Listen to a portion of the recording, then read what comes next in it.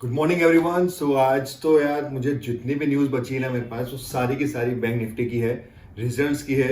ये शेयर वो मतलब बहुत सारी, पूरा यूएस के मार्केट में बहुत सारी चीज़ें हो गई है। तो बहुत सारा कवर करना है पॉइंट्स, तो डिटेल में बताते हैं। लेकिन कल हुआ क्या, कल हम लोग लाइव आए, सब अच्छा चल रहा था, सबका प्रॉफिट चल रहा था, बट एग्जैक्ट 1-1:30 बजे के आसपास शॉर्ट कवरिंग आ गई। 22,500 के आसपास निफ्टी ने जैसे ही तोड़ा, मार्केट में एकदम से 100-200 पॉइंट के ऊपर रैली आई और सब ट्रैप हो गए, स्पेशली सेलर्स। और बायर्स को समझ में ही नहीं आया क्योंकि प्रीमियम इतना ज्यादा चल रहा था। लाइव में हमने बहुत सारी चीजें डिस्कस की, आज भी आऊंगा लाइव, अब कंटिन्यू कर रहा हूं तो आना।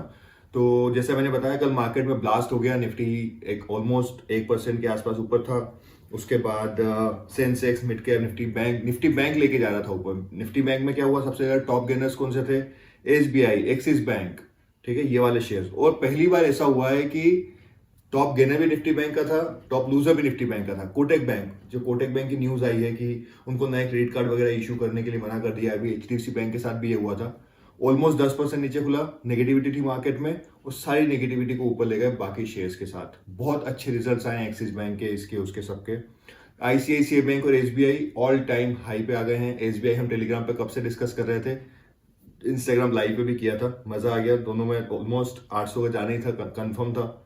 कोई टिप वगैरह नहीं दी थी, बट हाँ, जो भी किया रिकमेंडेशन बढ़िया सा काम कर गया भगवान की दया से।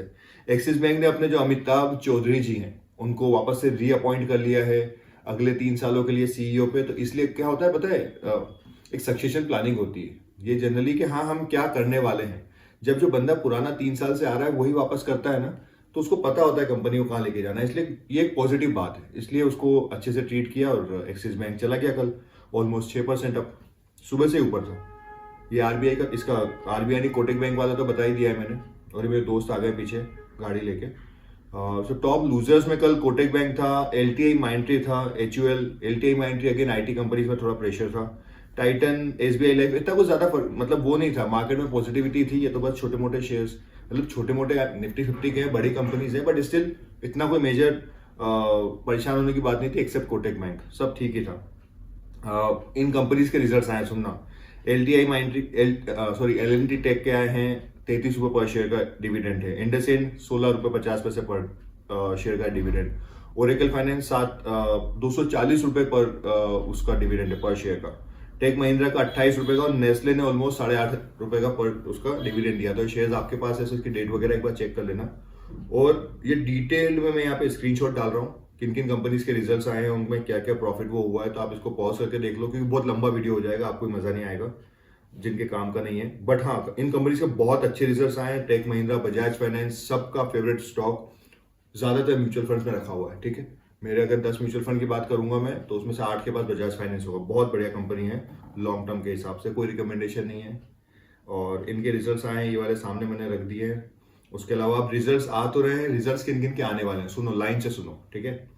Maruti Suzuki, HCL, Aditya Birla Sun Life, Bajaj Finserv, SBI Life Insurance, Shriram Finance, Bajaj holding.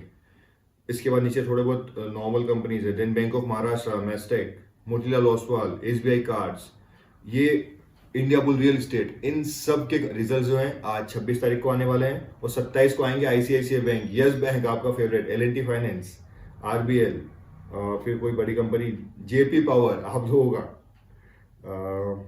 Trident अपना लाइफ लाइन आई गेस, ये वही है अपना जूडियो वाला। तो ये सारे रिजल्ट्स आने वाले बहुत, मतलब इन शेयर्स को देख लेना एक बार, स्क्रीन पे आ ही रहे होंगे। तो अगर कोई शेयर है तो एक बार ध्यान रखना है इनके रिजल्ट्स, अगर लॉन्ग टर्म के लिए होल्ड किया है, शॉर्ट टर्म है तो टारगेट प्रॉफिट देखते रहना। थोड़ा सा अभी क्या है ना, ये जब रिजल्ट सीजन होता है बहुत उठा पटक होती है शेयर्स में। और कल लगभग 2800 करोड़ रुपए का माल बेचा है एफआईआईज ने, और हम लोगों ने, डीआईआईज ने 6000 करोड़ का माल खरीदा है। ऐसे मार्केट ऊपर नहीं जाता, पैसा डालना पड़ता है। तो पैसा किसने डाला है, क्या हुआ है, किसी को नहीं पता। और ट्रैप होगा सब कोटक बैंक वाले। कल शायद 50-50 पैसे वाले प्रीमियम 30-30, 40-40 रुपए हो गए थे, क्योंकि 10% का पुट का फॉल आना। और सुबह जो पुट था लगभग सब नीचे ही रहा, मतलब हाई पे तो गया, बट एंड में पॉजिटिव में ही रहे लोग। 10% का एक्सपायरी पे सब होता है, क्यों होता है, ये मैंने डिस्कस किया इंस्टाग्राम पे। वैसे लाइव आ जाता अगर आप लोग इंट्राडे में ट्रेड करते हो, ऑप्शंस वगैरह में, ऑप्शन सेलिंग की लाइव में रोज कर रहा हूँ चालू। और कल लगभग 2800 करोड़ का जो माल बेचा है, तो उसके अलावा टोटल पूरे हफ्ते में, पिछले 7 दिनों में 25,000 करोड़ का माल गिरा है, मार्केट से बेचा गया है एफआईआईज ने। ये बार बार रिपीट कर रहा हूँ कि वो लोग बेच के जा रहे हैं, अच्छी बात है, बट हम कितना पैसा कितने रेट पे उनसे खरीद रहे हैं, क्योंकि वो बेच रहे हैं तो हम खरीद रहे हैं ना, तभी तो मार्केट ऊपर जा रहा है। तो क्या ये खरीदने का सही टाइम है, सोचना इस बारे में है ना। तो स्विगी का आईपीओ आ रहा है लगभग 1.2 बिलियन का। तो आईपीओ ही हमारा आज का वर्ड ऑफ द डे भी है। आईपीओ में क्या होता है कि एक कंपनी होती है, वो अच्छे से बिजनेस कर रही होती है, उनको एक्सपेंशन के लिए ऐसा बोलते हैं, बट जनरली जो उनके पुराने इन्वेस्टर्स होते हैं उनको बाहर निकलना होता है, क्योंकि उन्होंने पूरी जर्नी में उस कंपनी के साथ रहे होते हैं। तो उसको माल को मान लो उन्होंने 10 रुपए के रिस्क पे लगाया था, आज वो 100 रुपए बेचना चाहते हैं उसको, और एक्सपेंशन के लिए भी लोगों से पैसा लेते हैं, पार्टिसिपेशन लेते हैं, ताकि ज्यादा से ज्यादा लोग उसमें इन्वेस्ट करें और लोगों का विश्वास उस प्रोडक्ट में जगे। ये मोटा मोटा उनका तरीका होता है। तो पैसा कहाँ से उठाएं, कोई मतलब राह चलते किसी से भी ले नहीं सकते, तो इसलिए वो क्या करते हैं, पैसा उठाने के लिए पब्लिक के पास आते हैं। इसको बोलते हैं इनिशियल पब्लिक ऑफर, कि आओ हमारे शेयर में इन्वेस्ट करो। एक इन्होंने बिड प्राइस दिया होता है, लोअर बैंड और हायर बैंड। मान लो कि वो बोलते हैं 100 रुपए कम से कम आपको इसका शेयर मिलेगा और 105 रुपए। तो लोग क्या करते हैं, जिनको शेयर वो चाहिए होता है, वो 105 के रेट पे ही उसमें अप्लाई करते हैं। उस पर्टिकुलर, वो मान लो 8 दिन बाद आएगा या 15 दिन बाद आएगा, उस पर्टिकुलर टाइम के लिए वो पैसा आपके अकाउंट से ब्लॉक हो जाता है। आपको यूपीआई ट्रांजेक्शन हर ब्रोकर अलाउ करता है, और वो पैसा जैसे आपके अकाउंट में ब्लॉक हो जाएगा, उसके बाद आप 15 दिन 10 दिन, जब तक भी वो आईपीओ, या तो आपको अलॉटमेंट मिल जाएगा, या तो वो शेयर्स मिल जाएंगे या नहीं मिलेंगे। लगभग 14 से 15 हजार उसकी वैल्यू होती है एक लॉट की। आप 2 लाख तक का अप्लाई कर सकते हो एक पैन कार्ड से। ये जो इंडिविजुअल इन्वेस्टर्स होते हैं रिटेल, उनके लिए, ठीक है। तो ऐसा बोला जाता है कि इसमें है ना, पैन कार्ड नॉर्मली वो रैंडम सिलेक्ट करते हैं। जैसे एक आईपीओ अप्लाई हो गया मान लो 50 टाइम्स, उन्होंने 100 शेयर्स का बोला था हमें बेचना है, और वहां पे 5,000 लोगों ने अप्लाई कर दिया। तो वो क्या करते हैं, रैंडम चिट्ठी का या कुछ सिस्टम का करते होंगे, जिनके नाम आ जाते हैं उनको बता दिया जाता है, और डीमेट में उनके जिस दिन शेयर लिस्ट होता है उस दिन उनके डीमेट में अकाउंट में वो शेयर्स आ जाते हैं। अगर वो शेयर मान लो कि 100 रुपए पे आपने वहां पे अप्लाई किया था और 95 पे लिस्ट हुआ है स्टॉक मार्केट में, तो उसको बोलते हैं डिस्काउंट पे लिस्ट हुआ है। और अगर वो ऊपर लिस्ट होता है तो बोलते हैं प्रीमियम पे लिस्ट हुआ है। ये बेसिक चीजें हैं, और लोग ऐसा करते हैं। मतलब जनरली अगर अच्छी कंपनी होती है, उसका अलॉटमेंट मिल जाता है, तो 14,000 आपको 25-30% ऊपर जनरली लिस्ट हो जाती है कंपनीज। अभी जेएनके का आईपीओ है, जैसे जोमेटो का आईपीओ ऊपर लिस्ट हुआ था, ऐसे बहुत सारी कंपनी, टाटा टेक्नोलॉजी का आईपीओ ऑलमोस्ट 300-400 शायद, हाँ 500-600 का आईपीओ शायद 1500 तक गया था। तो ऐसा करते हैं लोग। मैं जनरली आईपीओ अवॉइड करता हूँ, क्योंकि कंपनी ऐसा, मतलब पहले तो 15,000 रुपए का लगाना, उसमें इतना ट्रैक करना, ये सब कंपनी की स्टडी करने के हिसाब से अच्छी बात है, but I avoid investing in IPO में। कंपनी को चलने दो ना यार, थोड़ा टाइम, 2-4 साल परफॉर्म करने दो। रिलायंस का आईपीओ उस समय आया था आज से 50 साल पहले, बट आज भी लोग उससे पैसा कमा रहे हैं। So why don't we wait.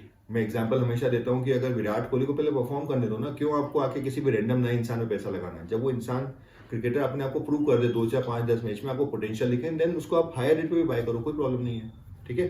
तो ये आईपीओ के बारे में है थोड़ा बहुत। उसके अलावा यूएस मार्केट्स कल थोड़ा सा मतलब रेड ही था, थोड़ा सा डाउन ही था।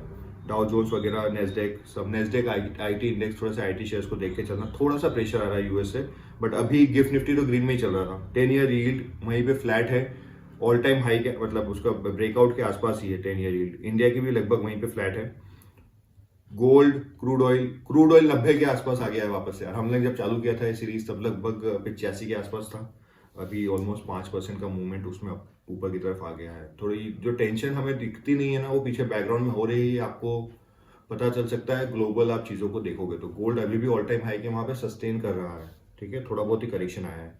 वही निफ्टी का चार्ट है कल का, जो मैंने बोला था कि बहुत ज़्यादा एकदम से शार्प मूवमेंट आया था उसमें 1-2 बजे के आसपास 500 से सीधा 600 650 गया था। और पूरा हम डिस्कस कर रहे थे लाइव पे, एक एक चीज़ की, ये हो सकता है, ये हो सकता है। आप देखना सेकंड हाफ लगभग 1-1:30 बजे के आसपास 4-5 घंटे तक लाइव चला था। तो अगर आप ऑप्शन ट्रेडिंग करते हो तो आओ, मतलब वहाँ पे कोई टिप्स वगैरह नहीं चलेगी बट हम डिस्कस करेंगे क्या क्या हो रहा है मार्केट में, कैसे मैं पोजीशन बनाता हूँ, कैसे उसमें पैसा कमाया जा सकता है, बाकी क्वेश्चंस होते हैं लोगों के, बातचीत करते हैं कैसे हो सकती है, सारी चीज़ें, ठीक है। तो आज के लिए इतना ही। आज ये सारे शेयर जो बताया अब एक्सपायरी हो गया है, कल शांति है। आज महीने का आखिरी शुक्रवार है शायद, तो थोड़ा शांत रह सकता है मार्केट। लोग ट्रैप तो कल हो गए है ना, परसों बैंक निफ्टी वाले ट्रैप हो गए, जो कि जिनको लगा था मूवमेंट आएगा, आया नहीं मूवमेंट। और टेलीग्राम ज्वाइन कर लो, व्हाट्सएप ज्वाइन कर लो, यूट्यूब लाइव आओ, सब जगह चीज़ें डाल रहा हूँ। अगर आप यूट्यूब के थ्रू मुझसे जुड़े हो, पहले इंस्टाग्राम पे नहीं आए हो तो इंस्टाग्राम फॉलो कर लो। 50,000-55,000 लोग मुझे सब्सक्राइब फॉलो करते हैं। अच्छा लगता है, लोगों का फीडबैक आता है। कोई क्वेरी हो तो बताओ। बस यही सब है, मिलते हैं अभी 9-9:30 बजे के आसपास। आगे बुलेट चलो बाय, ऑल द बेस्ट।